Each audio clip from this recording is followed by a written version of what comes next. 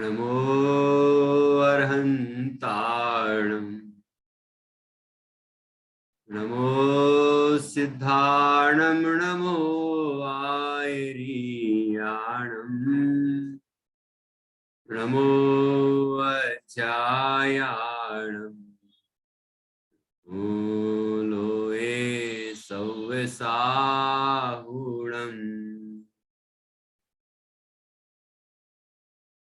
अर्हन्त सिद्ध साहु त्र्यं जीर्णधम्म वयन पडिमाहु जीर्ण निलयाय दिराय नव देवादिन्तु मे बोहि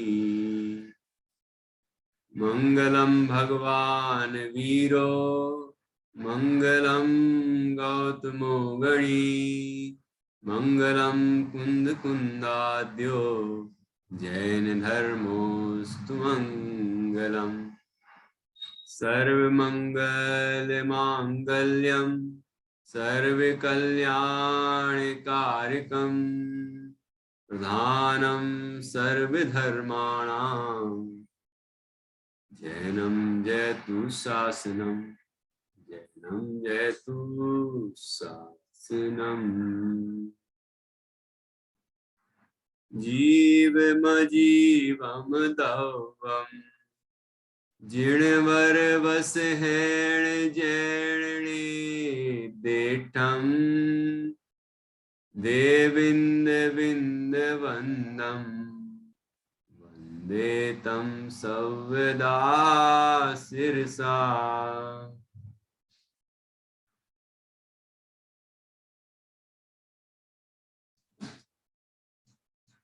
गाथाओं का पाठ कर लेते हैं।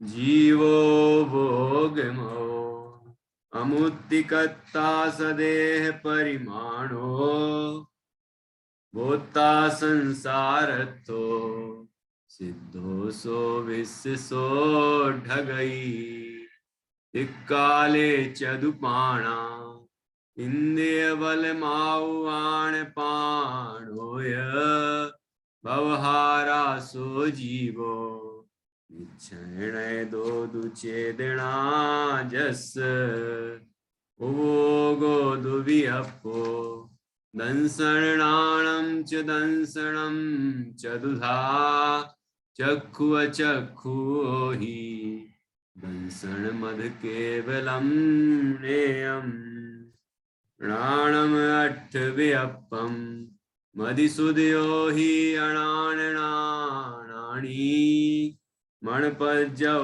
केवलमवि पच्चख परोक्ष भेयं च अट्ठ चदुणान दंसण सामन्नं जीवलक्षणं भणियं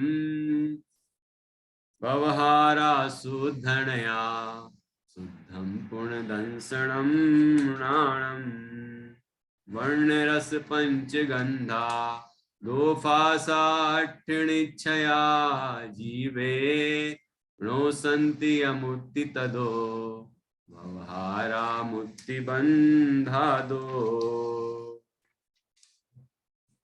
आचार्य श्री नेमिचंद सिद्धांति देव द्वारा रचित यह बृहद द्रव्य संग्रह नाम का ग्रंथ है और इसकी 7 गाथाओं पर हमारी चर्चा हो चुकी है।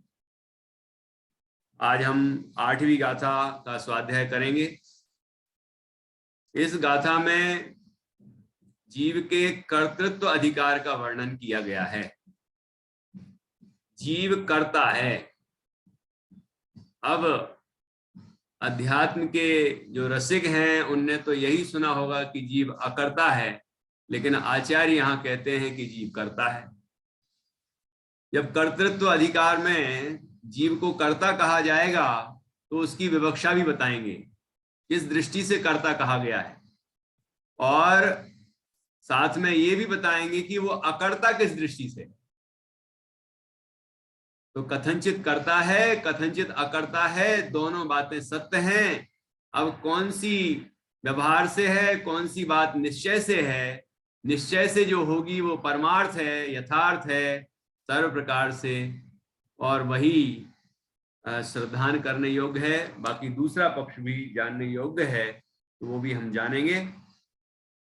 यहाँ इसके पहले हमने जीव के जीवत्व अधिकार में जीव का चेतन स्वभाव चैतन्य प्राणों से जीता है, यह बात समझी, और व्यवहार से 4 प्राणों से जीता है। ठीक है। और उसके बाद उपयोगमयत्व अधिकार में जीव उपयोगमय है। उपयोग 2 प्रकार का है, दर्शनोपयोग, ज्ञानोपयोग। दर्शनोपयोग के 4 भेद हैं, चक्षु दर्शन, अचक्षु दर्शन, अवय दर्शन, केवल दर्शन।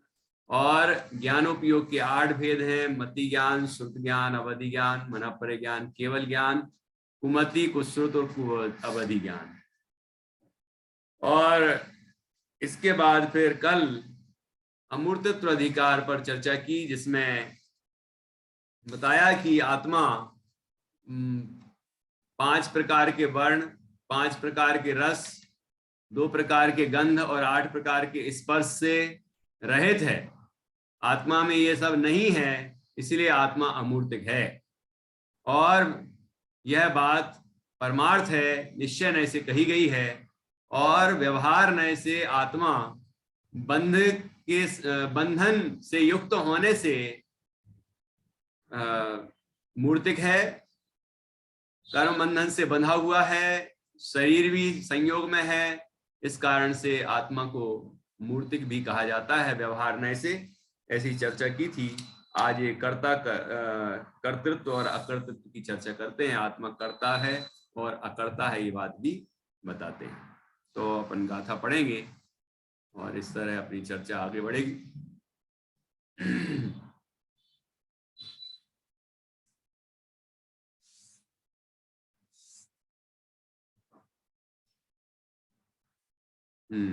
सभी देखिए, जीव करता है, ये बात 8वीं गाथा में कही है।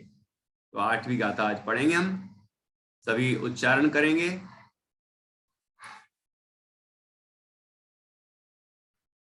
उग्गल कम्मादीणम, उग्गल कम्मादीणम। मैत्री, जान्या, नित्या, भूमि, ध्यान से सुनना, आर्यन, और उच्चारण करना। भले ही मुझे आवाज आए नहीं आए, मैं भी बाद में आपसे उच्चारण करवाऊंगा। ठीक है। उग्गल कम्मादीणम कत्ता व्यवहार दो दुणिच्छेदो, कत्ता व्यवहार दो दुणिच्छेदो। यहाँ भी जो दूसरा चा है उसमें वो छा है पाठांतर। यहाँ नीचे तो सही लिखा है अन्वय में, अन्वयार्थ में।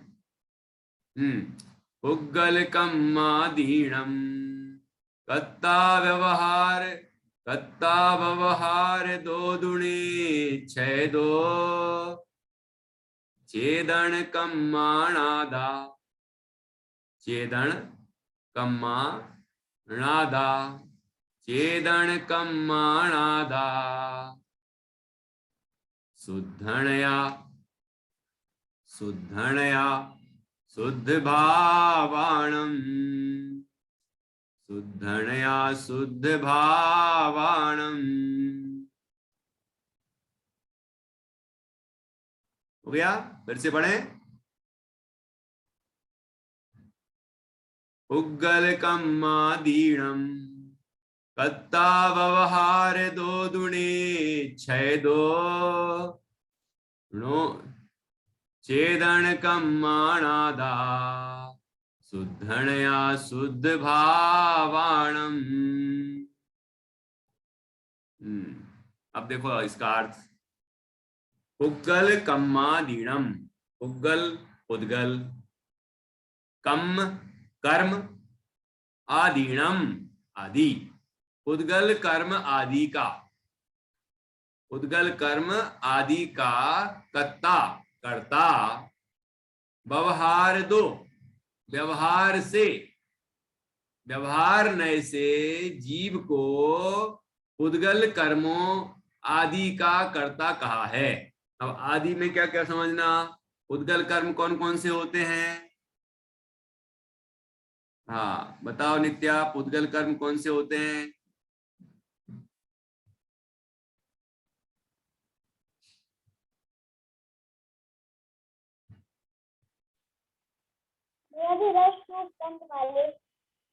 कौन कौन से?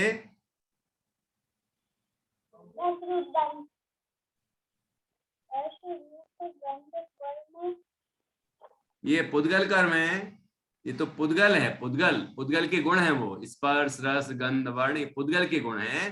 पुद्गल कर्म कौन से हैं?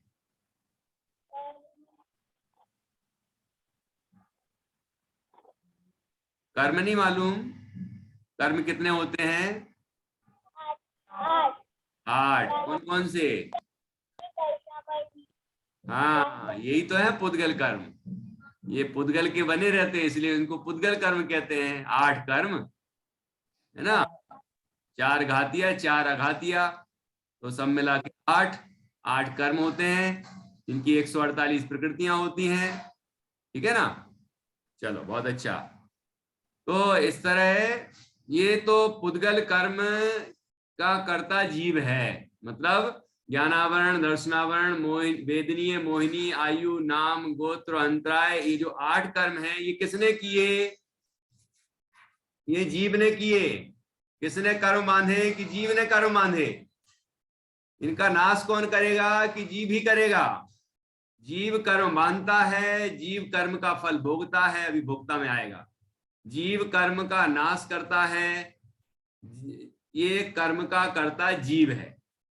और आदि, अब ये देखो व्यवहार, व्यवहार 2, व्यवहार नए से जीव कर्मों का करता है। ठीक है, अब कौन सा व्यवहार लगाएंगे अभी अभी चर्चा करेंगे, और अभी पहले समझते हैं और क्या क्या। आदि, आदि में क्या क्या लेना? आदि देखो ये उद्गल कर्म, इनको कहते हैं द्रव्य कर्म। ठीक है, और ये नो कर्म, शरीर, शरीर है नो कर्म, तो नो कर्म आदि में नो कर्म भी आ गया।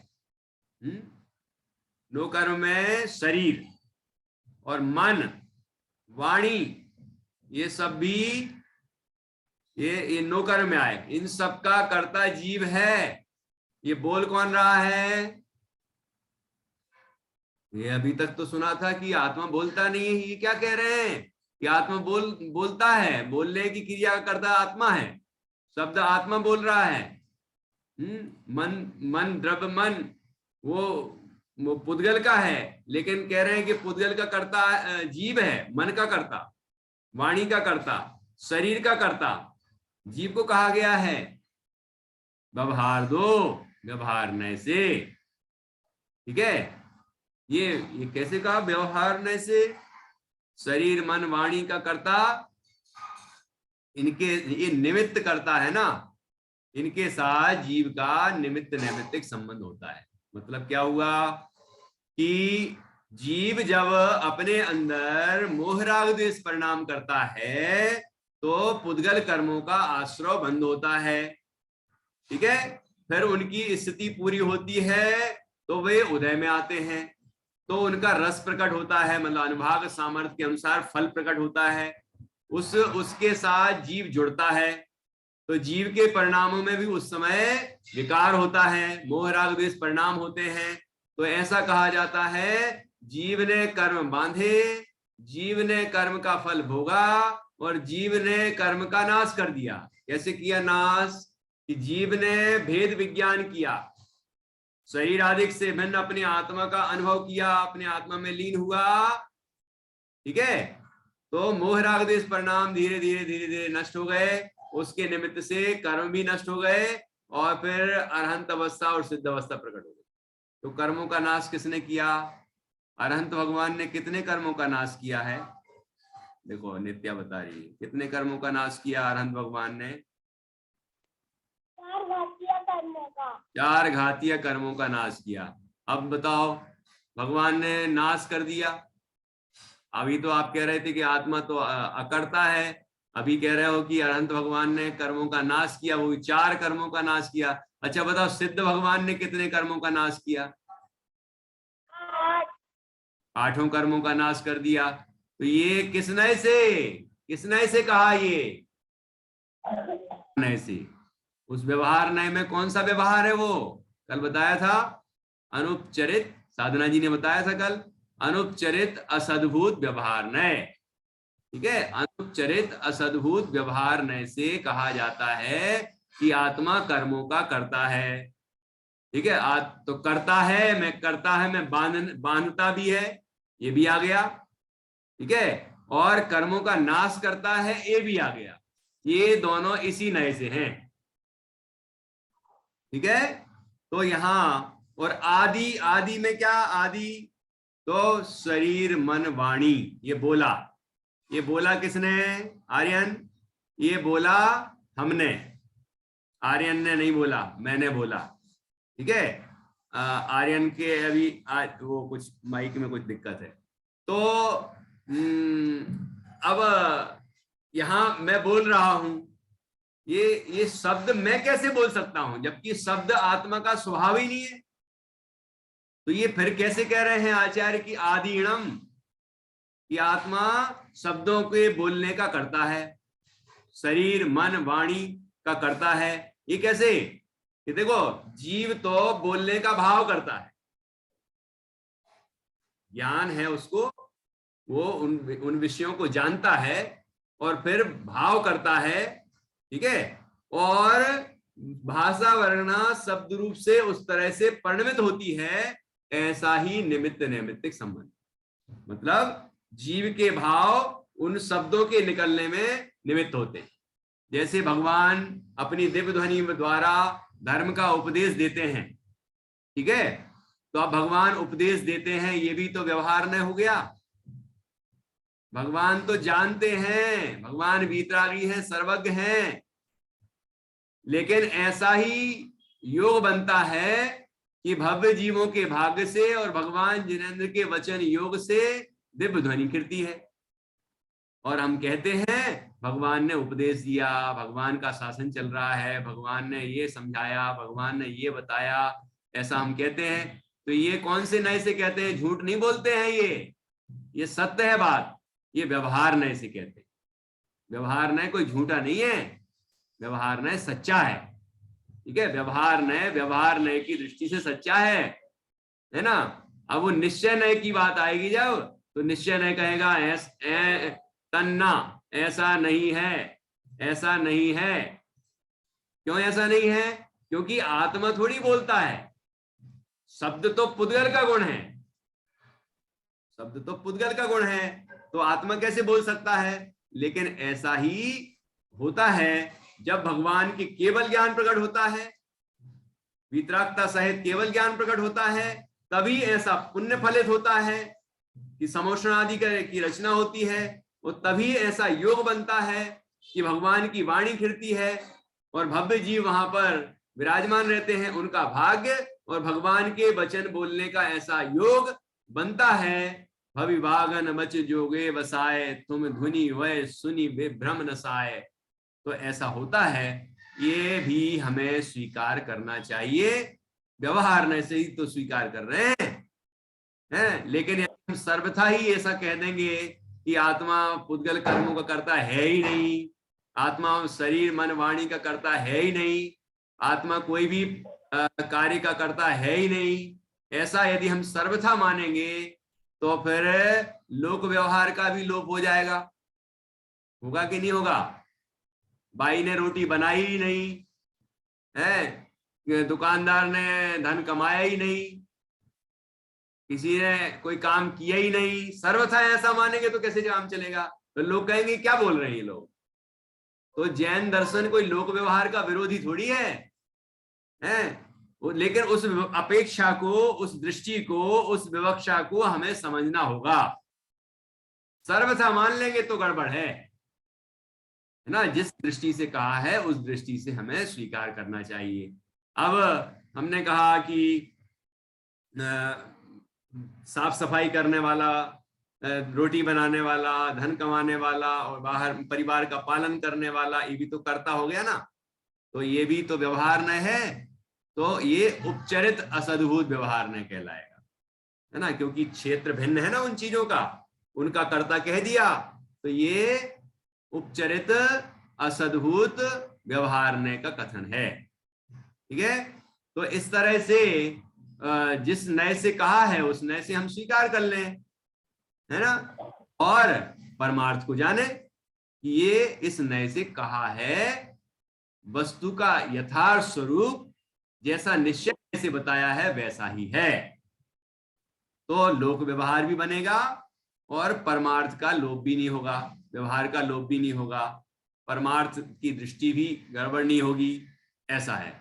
तो यहाँ व्यवहार ने से कहा उग्गल कम्मा दीणम कत्ता व्यवहार दो, और निश्चय दो, और निश्चय ने से कैसा है, निश्चय दो क्या, चेदन कम्माणादा,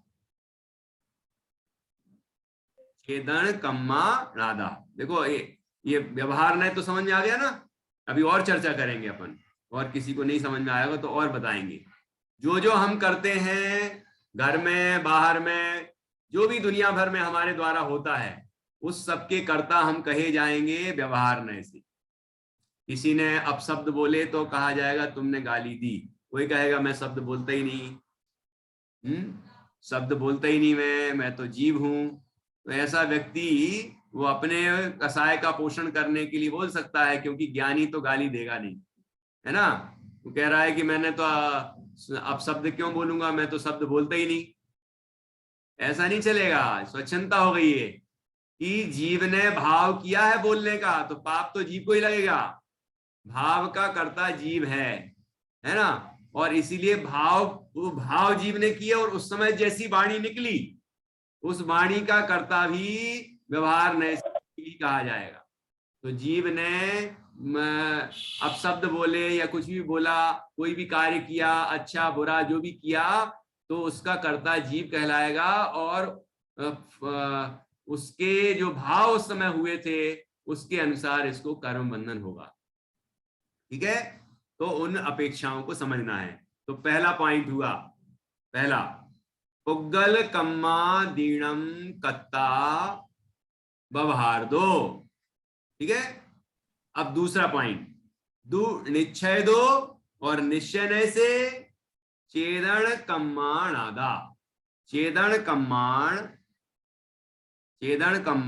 आधा, आधा का अर्थ क्या होता है मैत्री, आधा अर्थात आत्मा, प्राकृत में आधा अप्पा, ये आत्मा शब्द के पर्यायवाची आत्मा, तो आधा का अर्थ है आत्मा। तो आत्मा निश्चय से चेतन कर्मों का करता है। ये चेतन कर्म कौन से होते हैं, ये पुद्गल कर्मों का करता है, ये तो अचेतन कर्म हो गए, लेकिन चेतन कर्मों का करता है ये क्या है, चेतन कर्मों का करता है, तो चेतन कर्म कहलाते हैं मोह राग द्वेष आदि सारे विकारी परिणाम, क्रोध मान माया लोभ, जितने भी विकार होते हैं ना आत्मा में होते हैं विकार, उन आत्मा के विकारी परिणामों का कर्ता कौन है, कि आत्मा है। तो ये तो निश्चय से कहा कि हाँ निश्चय से कहा, और आगे देखो शुद्धनया शुद्ध भावाणम, और शुद्ध नय से शुद्ध भावों का करता है।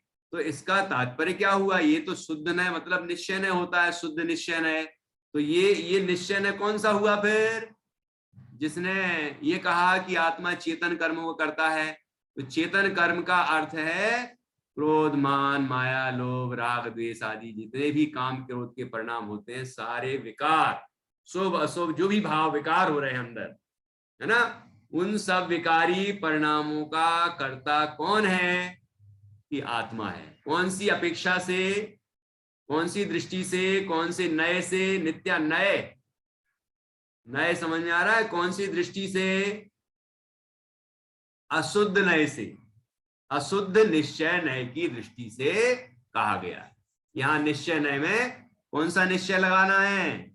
ये हमारा विवेक हम काम करेगा। देखो चेतन कर्मों का कर्ता कहा ना, और चेतन कर्म का मतलब है चेतन कर्म का मतलब है शुभ अशुभ भाव, राग द्वेष आदि विकारी परिणाम, क्रोधादि विकारी भाव, 25 कसाएं, मिथ्यात्वादि भाव, हिंसा आदि के भाव, जितने भी विकार हैं सप्तव्यसन के परिणाम, सारे विकार चेतन कर्म में आए। क्योंकि ये चेतन जो चेतन आत्मा है, इन विकार भाव को चेतन ही करता है संसार अवस्था में। ठीक है, इन विकारों का कर्ता जीव है।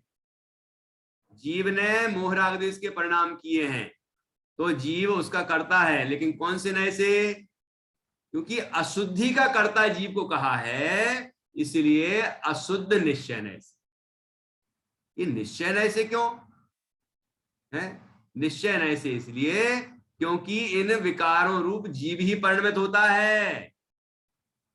जीव विकारों रूप से स्वयं परिणमित होता है, विकारों का फल भी खुद ही भोगता है। ठीक है, दुख जो होता है उसको भी जीव खुद भोगता है, संसार में घूमता है, इन विकारों से दुखी होता है। ये जीव का स्वयं का परिणाम, और स्वयं के परिणाम का स्वयं को फल मिलता है अंदर। देखो विकार हुआ और दुख हुआ, ये फल मिला। विकार हुआ, ये कार्य किया ना, कर्म चेतन कर्म है वो, और उसका फल दुख हुआ। तो फल की बात अभी अगली गाथा में आने वाली है, भोक्ता में। अभी यहां कर्ता बता रहे हैं। तो चेतन कर्म का अर्थ समझ में आया मैत्री? चेतन कर्म कौन से होते हैं बताओ तो जरा। मोह राग द्वेष सभी चेतन कर्म है। चेतन कर्म क्यों है खुशी? चेतन कर्म क्यों है ये?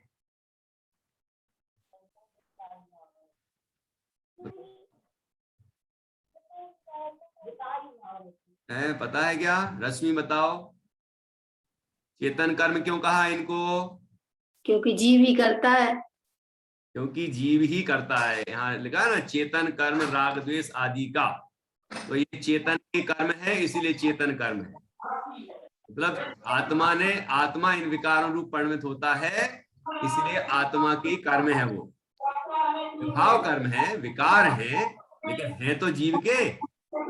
और इसी गाथा की टीका में वो उदाहरण दिया है जो मैंने उस दिन समझाया था। अब टीका देखना, ठीक है, उसमें टीका देखना। टीका में क्या बताया है, ये उदाहरण दिया बहुत जोरदार। देखो मैं वो लाइन भी पढ़ता हूँ, उस दिन तो बताई था आपको। देखो जिसके पास ग्रंथ होगा तो वो टीका में देखेंगे। तो इसमें अशुद्ध निश्चय नय किसे कहते हैं वो समझाया है। देखो अशुद्ध निश्चय नय का अर्थ कहा जाता है कर्मोपाधि से उत्पन्न हुआ होने से अशुद्ध कहलाता है, और उस समय तपे हुए लोह खंड के गोले के समान तन्मय होने से निश्चय कहलाता है। इस प्रकार अशुद्ध और निश्चय इन दोनों का मिलाप करके अशुद्ध निश्चय नय कहा जाता है। क्या अर्थ हुआ कि कर्मोपाधि से ये मोह राग द्वेष के परिणाम उत्पन्न होते हैं, और अशुद्धियां हैं, ये विकार हैं, ये आत्मा के आश्रय से नहीं पैदा होते, आत्मा के स्वभाव नहीं है ये। ठीक है, इसलिए अशुद्ध परिणाम है। लेकिन इनके साथ कैसा तन्मय है जीव, कि जैसे तपाए हुए लोहे में अग्नि तन्मय है, ऐसे ही आत्मा विकारों से तन्मय है। ये इतना गहरा ऐसा क्यों बताना चाह रहे हैं कि ऐसी तन्मयता है? क्योंकि वो जीव का ही विकार है, और जीव ही विकार रूप परिणमित होता है, और जीव ही दुख सुख को भोगता है। ठीक है, अब जब जीव को तकलीफ होगी तो जीव उपाय करेगा ना। अब जीव को तो तकलीफ ही नहीं है और जबरदस्ती मोक्ष जाने की सोच रहा है, ऐसा कैसे हो सकता है? जब विकार जीव को होगा तो विकार का अभाव भी तो जीव ही करेगा। जीव की परिणति में विकार हुआ तो जीव उस विकार का अभाव भी करेगा। यदि हमने ये मान लिया कि जीव विकारों का कर्ता है ही नहीं, तो फिर विकारों के अभाव के उपाय क्यों कर रहे हो? मोक्ष जाने का प्रयास क्यों कर रहे हो? फिर मोक्ष मार्ग भी नहीं होगा और विकारों का अभाव भी नहीं होगा और मोक्ष भी नहीं होगा, कुछ भी नहीं होने वाला, सुख भी नहीं होगा। इसीलिए सर्वथा कोई बात नहीं मानना, जिस दृष्टि से जो बात कही है उस दृष्टि से उसको स्वीकार करना। तो जीव अपने विकारी परिणामों का करता है, जीव का अपराध है ये कि मोह राग द्वेष परिणाम कर रहा है, ठीक है। और उसका अभाव भी, उस अपराध को दूर भी जीव ही करेगा वेद विज्ञान के बल से, वो भी चर्चा आएगी अभी धीरे धीरे। तो यहाँ ये बात कही कि आत्मा पुद्गल कर्मों का करता है व्यवहार नय से, है ना, पुग्गल कम्मादीनम तत्ता व्यवहार दो, निश्चय दो चेदन कम्माणादा, और निश्चय से चेतन कर्मों का करता है। मोह राग द्वेष आदि चेतन कर्म है, चेतन के कर्म है इसलिए चेतन कर्म है। जीव के विकारी परिणाम है इसलिए उनको चेतन कर्म कहा, ठीक है। और उनका कर्ता जीव को कहा गया है। ये विभाव है लेकिन जीव ने ही किया है, कर्मों की उपाधि से उत्पन्न होते हैं, कर्मों के निमित्त से उत्पन्न होते हैं इसलिए, और विभाव है इसलिए अशुद्ध कहे जाते हैं, ठीक है। लेकिन जीव के साथ तन्मय होते हैं, जीव रूप होते हैं इसलिए निश्चय कहा गया है। जीव के साथ अभेद संबंध बताया है, प्रवचन सार जी ने भी कहा है, जो मैं उस दिन भी उदाहरण दिया था। शुरू की गाथाएं शायद 10वीं गाथा होगी, है ना, तो 8वीं 9वीं 10वीं यहाँ गाथाओं में देखना। क्रोध रूप परिणमित आत्मा क्रोध है ना, तो शुभ रूप परिणमित आत्मा शुभ है। तो जिस भाव रूप जीव परिणमित होता है उस भाव का कर्ता कहा जाता है, ठीक है। तो इसलिए अब लेकिन समय सार जी में ऐसा क्यों कहा फिर कि आत्मा यह परिणमति स कर्ता, तो आत्मा इस रूप आत्मा तो चेतन भाव रूप परिणमन करता है, यह परिणमति स कर्ता में। वहां स्वभाव त्रैकालिक स्वभाव बताना है, वहां दृष्टि का विषय मुख्य है।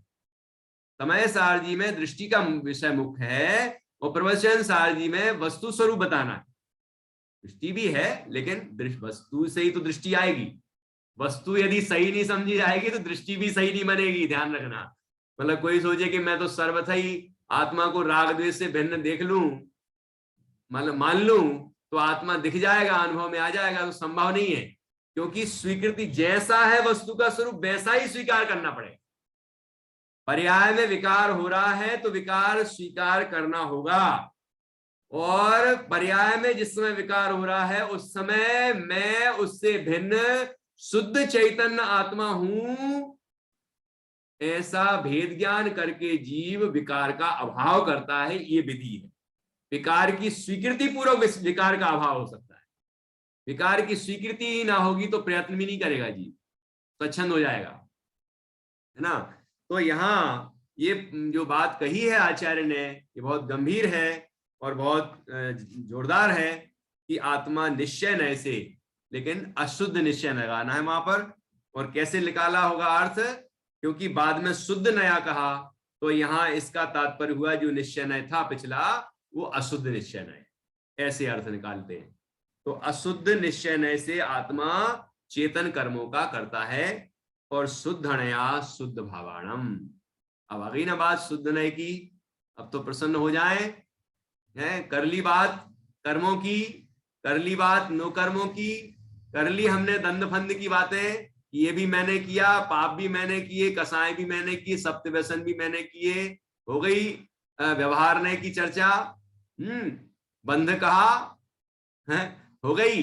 और अब चेतन भावों का कर्ता भी जीव को कह दिया था, अशुद्ध भाव जितने हो रहे हैं उनका भी कर्ता जीव है, ये बात हो गई। अब असली बात कर लें, जिसका त्रिकाल करता है, त्रिकाल तीनों काल जिसका करता है, निगोज से लेके सिद्ध भगवान तक सभी जीव, है ना, जीव के त्रैकालिक स्वभाव की बात है। तो जीव शुद्ध नय से अपने शुद्ध भावों का करता है।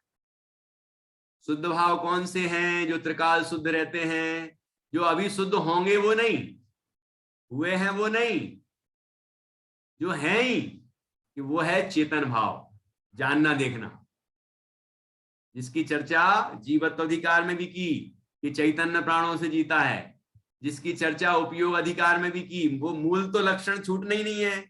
ये ग्रंथ की एक विशेषता है, आपको बताऊं कि इस ग्रंथ में अजीब की चर्चा चल रही होगी तो जीव का उदाहरण देंगे, जीव को नहीं भूलने देंगे। आप देखना, अभी दिखाऊंगा मैं, है बीच में अधर्म द्रव्य, धर्म द्रव्य, उद्गल द्रव्य, किसी भी द्रव्य, मतलब अजीब तत्व की बात करेंगे, अजीब द्रव्य की, तो जीव का उदाहरण देके वो जीव को वहां पर बताएंगे। जीव को नहीं भूलने देंगे, आत्मा को नहीं भूलने देंगे, क्योंकि आत्मा को भूल गया तो सब गया काम से, बेकार है सब पढ़ना। निश्चय से प्रयोजन तो आत्मानुभूति है ना, आत्मानुभूति के से उत्पन्न सुख, और आत्मानुभूति से ही तो केवल ज्ञान होता है और अनंत सुख होता है, तो उसको कैसे भूलने देंगे। ठीक है, तो ऐसे यहां पर शुद्ध नय से शुद्ध भावों का करता है। तो वो शुद्ध भाव कौन से, कि जीव के जो ज्ञान दर्शन आदि के जो अनंत गुण हैं, जो त्रिकाल शुद्ध रहते हैं, वो शुद्ध भाव हैं और उनका जीव करता है, ऐसी यहाँ पर बात कही गई है। और जैसे ज्ञान गुण है, तो ज्ञान गुण का कार्य जानना, ये जानना प्रति समय होता रहता है ना, परिणाम है, वो परिणाम है तो कर्म है, उस कर्म का करता है जीव है। देखना, जानना, देखना, जानना, देखना, जानन जानन जानन जानन जानन जानन जानन, जो स्वभाव हो रहा है, परिणमन, परिणमन की बात है ना, परिणमन, उस परिणमन का कर्ता जीव है। ठीक है, उस उपयोग लक्षण में जो जानना देखना हो रहा है, उस जानने देखने स्वभाव का कर्ता जीव है। तो इस तरह से यहाँ शुद्ध नय से शुद्ध भावों का करता है, ये बात बताई गई है। और अपन दूसरे शुद्ध नय में, मतलब निश्चय नय में, शुद्ध नय के और कितने भेद होते हैं? ये तो परम शुद्ध निश्चय नय हो गया जो अभी बताया,